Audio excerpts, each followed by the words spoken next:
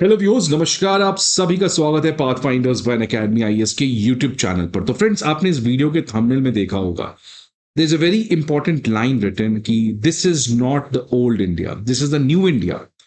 And क्यों मैं ये एक नया भारत कह रहा हूँ? ऑब्वियसली बिकॉज आज भारत वर्ल्ड की फास्टेस्ट ग्रोइंग इकोनॉमी है। और जैसा एस जयशंकर ने रिसेंटली कहा, भारत आज का जो भारत है वो एक आत्मनिर्भर भारत की तरफ बढ़ रहा है। वो भारत है जो अपने आत्मरक्षा कर सकता है, और एक ऐसा भारत जिसमें एक नया आत्मविश्वास है। तो फ्रेंड्स, जिस तरीके का एक नया भारत आज देखते हुए मिल रहा है, अगर मैं उसको फॉरेन पॉलिसी की बात करूं तो एक ऐसा भारत है जो फॉरेन पॉलिसी केवल किसी को खुश करने के लिए नहीं कर रहा है, फॉरेन पॉलिसी किसी के दबाव में आके नहीं कर रहा है। क्योंकि पहले भी नॉन अलाइनमेंट कहने को थे, बट एट द एंड हम लोग कभी भी we were not able to fulfil our national interest जिस तरीके से हमें करना चाहिए था। लेकिन फ्रेंड्स, जिस तरीके से इस नए भारत में एक करेज है अपने फॉरेन पॉलिसी में स्टैंड लेने का, एक करेज है बैकआउट नहीं करने का। रिसेंटली आपने देखा डोनाल्ड ट्रंप के बुलिंग को हमने कैसे रिटेलिएट किया, और ऑल्दो एक्टिवली रिटेलिएट नहीं किया, हमने बहुत ही साइलेंटली रिटेलिएट किया।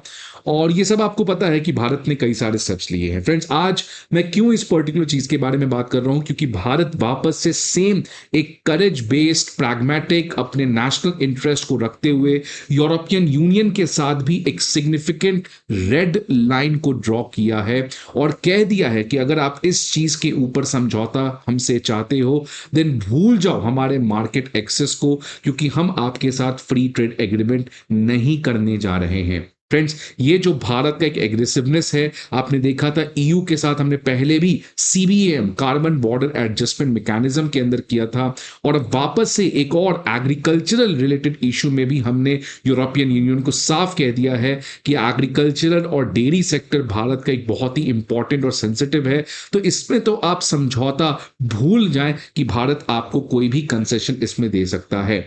अब फ्रेंड्स देखिए, क्या है न्यूज, ये क्या है पूरा मामला, इसको समझिए। इसी चीज को यहां पर आप देखेंगे, लिखा हुआ है कि भारत जो है उसने कहा है कि यूरोपियन यूनियन का जो प्रस्ताव है, क्या प्रस्ताव है? यूरोपियन यूनियन चाहता है कि जो इस समय भारत और ईयू के बीच में फ्री ट्रेड एग्रीमेंट को लेकर बातचीत चल रहा है, इस फ्री ट्रेड एग्रीमेंट के बातचीत से हमें एक चीज को डीकपल करना पड़ेगा, हटाना पड़ेगा।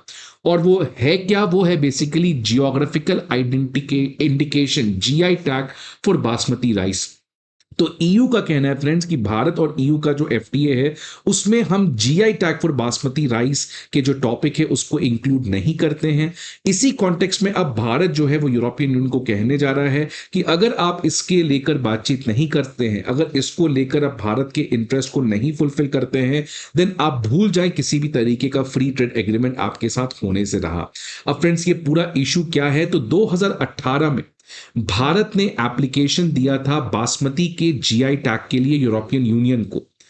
और इससे भारत को फायदा क्या मिलता है कि यूरोपियन यूनियन में जो एक बासमती राइस का एक बहुत बड़ा मार्केट है, वहां पे भारत के पास एक्सक्लूसिव मार्केटिंग राइट आ जाता, जिसकी वजह से हमारा जो एक्सपोर्ट है बासमती राइस का वो काफी बढ़ जाता। लेकिन यूरोपियन यूनियन ने तो इस पर्टिकुलर एप्लीकेशन को बहुत समय तक तो नोटिफाई भी नहीं किया, मतलब एक्सेप्ट ही नहीं किया। फाइनली 2020 में इसका ऑफिशियल नोटिफिकेशन जारी किया कि भारत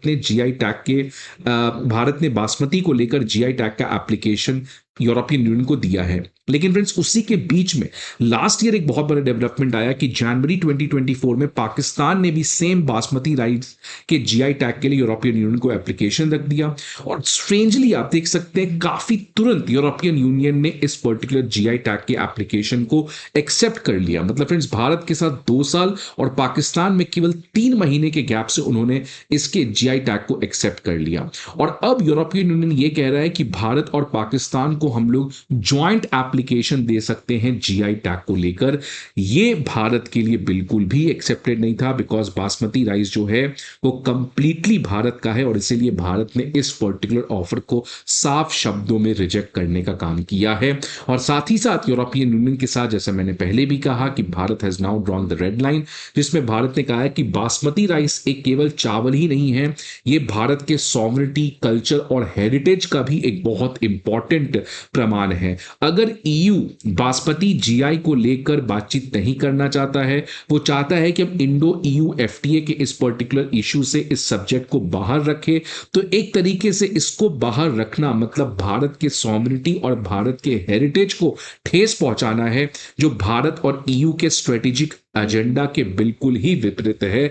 और इसीलिए अगर आप इस चीज को डीलिंग करना चाहते हो एफटीए टॉक से, तो ये भारत के लिए क्योंकि बहुत इंपॉर्टेंट है हमारा एग्रीकल्चर और डेयरी सेक्टर, तो हम इसको डीलिंग नहीं करने देंगे। एफटीए टॉक का मतलब GI tag for basmati rice को आपको भारत को ही रिकॉग्नाइज करना पड़ेगा। और ये फ्रेंड्स क्यों है? बिकॉज अगेन भारत ने अपने एग्रीकल्चर फार्मर्स को लेकर ये पर्टिकुलर चीज कहा है। बिकॉज अगर मैं बात करूं बासमती राइस का मार्केट साइज, तो यूरोपियन यूनियन एक बहुत ही बड़ा मार्केट है, आप देख सकते हैं $766 मिलियन का मार्केट है। और 2024 में भारत ने लगभग 1/3 जो यहां का मार्केट साइज है उसको हमने कैप्चर किया था, बिकॉज इंडिया ने एक्सपोर्ट किया था लगभग $237 million worth of basmati rice to EU. तो फिर भारत को यही पर्टिकुलर मार्केट शेयर को और बढ़ाना है। और भारत ने इनडायरेक्टली ये कह दिया है कि अगर आप ये चाहते हैं कि ईयू जो है, अगर आप ये चाहते हैं कि बासमती राइस को जीआई टैग की बातचीत हम लोग ना करें एफटीए में, देन मेरी तरफ से ये आपको ऑफर है कि अगर आप ऐसा चाहते हैं तो हम भी आपके वाइन और स्पिरिट्स जो आप एल्कोहल वहां से इंडिया में बेचते हो, इसको भी हम एफटीए से बाहर रख देंगे। और ये बहुत ही बड़ा शॉक हो सकता है फ्रेंड्स यूरोपियन यूनियन के लिए, बिकॉज यूरोपियन यूनियन जो है उसके लिए भारत एल्कोहल के लिए बहुत बड़ा मार्केट है और लगभग 13% शेयर भारत में अकेले यूरोपियन यूनियन का है। तो फ्रेंड्स इसलिए भारत ने कहा है कि अगर आप बासमती राइस के जीआई टैग को डीलिंग करना चाहते हो एफटीए टॉक से, तो फिर हम लोग भी सेम वाइन एंड स्पिरिट्स को लेकर जो एफटीए में बातचीत चल रही है उसको भी एक्सक्लूड करेंगे। तो फ्रेंड्स ये यूरोपियन यूनियन के लिए काफी बड़ा यहां पे शॉकर आएगा। लेकिन फ्रेंड्स अब हिंदू में ये खबर आ रही है कि ईयू जो है वो पाकिस्तान के ऑफर को रिजेक्ट कर रहा है, और उसमें एक बहुत बड़ा कंट्रीब्यूशन है इटली का, बिकॉज इटली जो है वो स्टार्टिंग से पाकिस्तान के एप्लीकेशन को स्ट्रांगली अपोज किया है, और अब फाइनली ईयू जो है वो इटली के ऑपोजिशन को एक्सेप्ट कर रहा है, जिसकी वजह से पाकिस्तान को अब ये जीआई टैग नहीं मिलेगा। तो फ्रेंड्स ये काफी ज्यादा एक्सपेक्टेड था मुझे पहले से, बिकॉज आप अगर आप देखेंगे इस साल या पिछले 2 महीना में खासकर आप देखेंगे तो यूरोपियन यूनियन का एक स्ट्रैटेजिक अवेकनिंग हुआ है, और वो बहुत डेस्परेटली भारत के साथ अपने रिलेशन को बनाते हुए दिख रहा है। अपने चाइना और पाकिस्तान के प्यार को छोड़कर भारत के साथ 21वीं सदी में एक बहुत इंपॉर्टेंट रिलेशन बनाना चाहता है। और इसी कॉन्टेक्स्ट में आपने देखा फ्रेंड्स रिसेंटली यूरोपियन यूनियन ने भारत के साथ एक स्ट्रेटेजिक एजेंडा का डॉक्यूमेंट भी रिलीज किया, जिसमें कहा कि भारत जो है वो एक बहुत इंपॉर्टेंट स्ट्रेटेजिक पार्टनर है यूरोपियन यूनियन का। तो फ्रेंड्स इन तमाम चीजों के बारे में और आज डिटेल में बात करेंगे, बट आगे बढ़ने के पहले एक इंपॉर्टेंट इंफॉर्मेशन फ्रेंड्स आप सभी के लिए, कि अकेडमी आईएएस जो है वो previous year questions, prelims mock test और करंट अफेयर मैगजीन्स के सभी चीजों के जो पीडीएफ है वो अब आपके सामने लेकर आया है। ये सारे पीडीएफ आपको हमारे दिए गए वीडियो के डिस्क्रिप्शन बॉक्स पर मिलेगा। इसके अलावा फ्रेंड्स अगर आपको किसी भी तरीके की इंफॉर्मेशन चाहिए तो आप इस नंबर पर हमें कॉल कर सकते हैं, या आप हमारे किसी भी ऑफलाइन सेंटर पर विजिट कर सकते हैं। अब फ्रेंड्स देखिए ये जो डेवलपमेंट है, ये एक और डेवलपमेंट पहले भी आया था, जब भारत ने कहा था कि अगर आप कार्बन टैक्स लगाते हो तो भारत भी रिटेलिएट करेगा। और अगेन भारत ने यहां पे इनडायरेक्टली वार्निंग दिया था यूरोपियन यूनियन को कि एफटीए हो ही नहीं सकता है अगर आप इस तरीके से कार्बन टैक्स को दिखावा देकर आप भारत के एक्सपोर्ट को रोकने का प्रयास करते हो। फ्रेंड्स एक और खबर जस्ट आज ही आई है, आपको पता है कि कुछ दिन पहले पीयूष गोयल ने जर्मनी को कहा था कि जर्मनी की जो टनल बोरिंग मशीन की कंपनी है वो चाइना में बनाती है, लेकिन चाइना वहां पर बनाकर चाइना में वहां पे बनता तो है लेकिन वो भारत को एक्सपोर्ट करने से मना कर देता है। ये देख सकते हैं फ्रेंड्स टनल बोरिंग मशीन। अब इसी में खबर आ रही है कि चाइनीज फैक्ट्री से अपने आप को डाइवर्सिफाई करने के लिए जो जर्मन की टनल बोरिंग मशीन है उसको भारत का बात मानना पड़ा, बिकॉज पीयूष गोयल ने क्लियर कर दिया था कि अगर आप इस तरीके से चाइना में बनाते हो और चाइना भारत को एक्सपोर्ट नहीं करता तो हम जर्मनी से कोई इक्विपमेंट ही नहीं खरीदेंगे। जिसके कॉन्टेक्स्ट में फ्रेंड्स जर्मनी को फाइनली झुकना पड़ा है। उसने कहा है कि अब आने वाले समय में ऐसा कुछ नहीं होगा, बिकॉज टीबीएम जो टनल बोरिंग मशीन है वो हम खुद भारत में बनाने जा रहे हैं।